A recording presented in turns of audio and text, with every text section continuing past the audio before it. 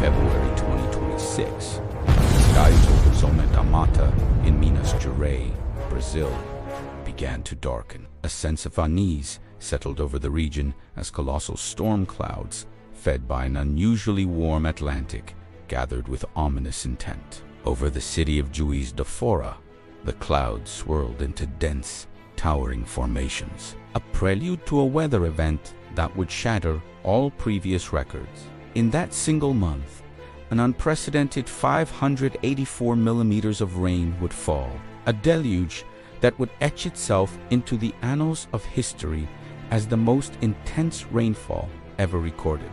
This wasn't just a storm. It was an atmospheric anomaly of epic proportions, a meteorological siege that would push a community to its absolute limit. To understand the sheer force of this event, we have to look at the science behind it. Deep in the South Atlantic Ocean, a pocket of abnormally warm water had formed. Sea surface temperatures soared, triggering massive evaporation and pumping incredible amounts of moisture into the atmosphere. This moisture-laden air, like a loaded weapon, traveled westward, carried by prevailing winds toward the Brazilian coast. As it moved inland and was forced upward by the mountainous terrain of Minas Gerais, the conditions became perfect for the formation of something truly terrifying, a supercell thunderstorm.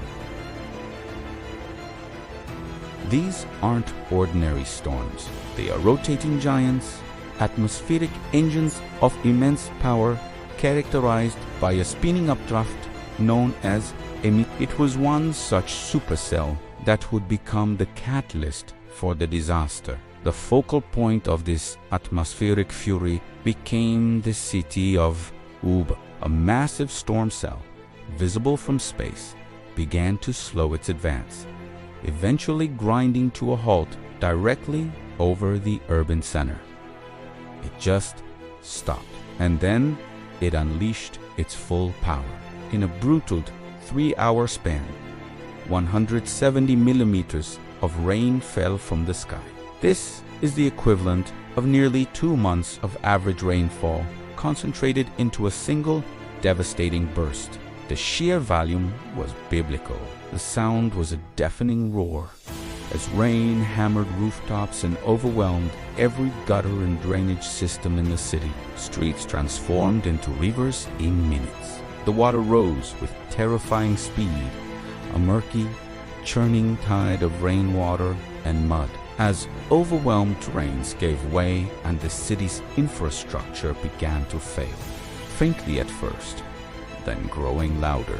The sound of emergency sirens pierced through the deluge, a desperate cry against the storm's relentless assault. The heart of Uba, Avenida Beira Rio, became ground zero for the unfolding catastrophe. High-angle security cameras, emotionless and unblinking, captured the avenue's slow, horrifying demise. What began as water pooling on the pavement quickly escalated into a raging torrent.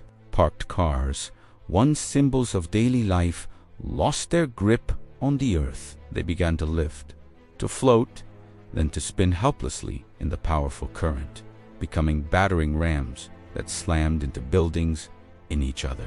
The immense pressure of the rising water proved too much for storefront windows, which shattered in cascades of glass, allowing the flood to invade the city's commercial core.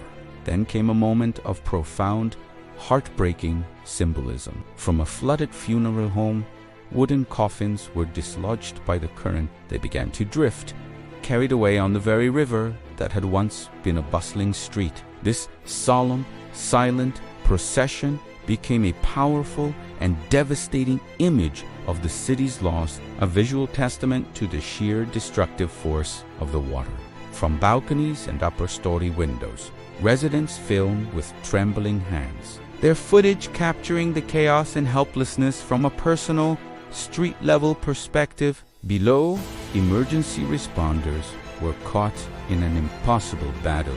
They waded through waist-deep water, fighting against a current that threatened to sweep them away, struggling to reach those trapped by the rising tide.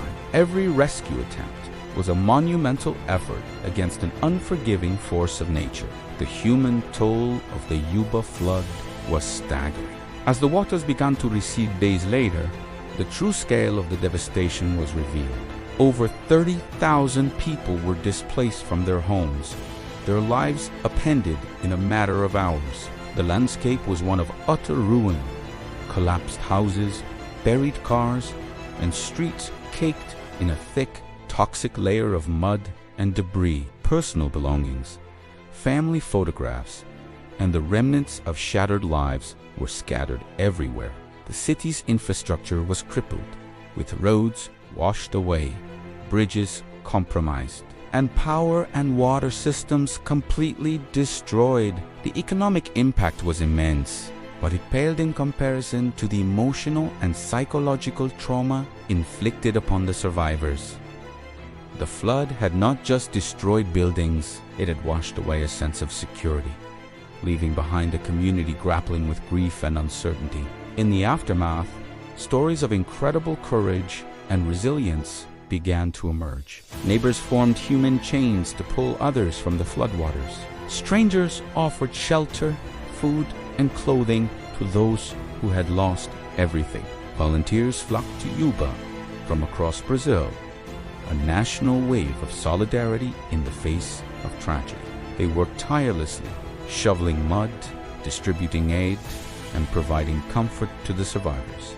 This collective spirit became the foundation upon which the long, difficult process of rebuilding would begin. Engineers and city planners were faced with a monumental task, not just to repair the damage, but to rethink and redesign the city's infrastructure to withstand the new climate reality. It was a clear and urgent lesson that the storms of the future would be unlike any we had seen before. The Great Flood of Yuba was a stark and powerful warning. It was a demonstration of our planet's changing climate, a direct consequence of rising global temperatures. Climate models predict that such extreme weather events will become more frequent and more intense in the years to come. What happened in Minas Gerais is not an isolated incident. It is part of a global pattern, from devastating floods in Europe to unprecedented heat waves in North America.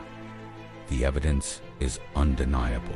The tragedy of Yuba serves as a critical call to action. We must accelerate our efforts to mitigate climate change, to reduce our carbon emissions, and to invest in resilient infrastructure capable of protecting our communities from the inevitable impacts. We must listen to the science and act decisively, not just for ourselves, but for future generations. The story of Yuba is one of unimaginable loss, but it is also a story of human resilience, of a community that refused to be broken.